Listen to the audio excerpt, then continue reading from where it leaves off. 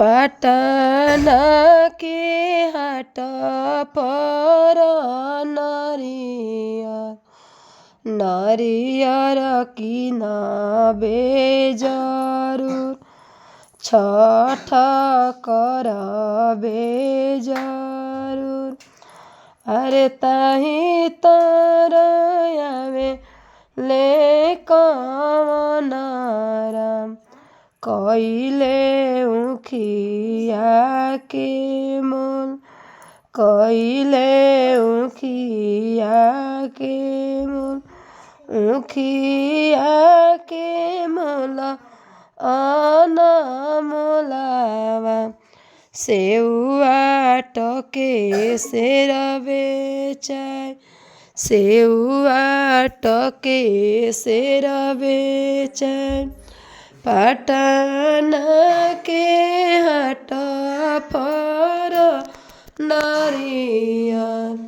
नारियर किनाबे जरूर छठ करबे जरूर। पटना के हाट पर शरीफा किनाबे जरूर।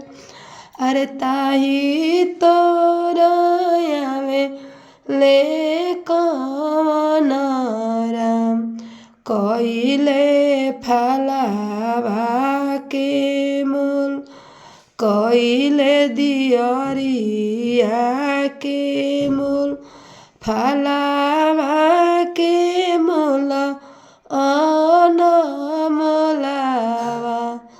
दियरी टके सेर बेचाय कालासा के मोल अनमोलावा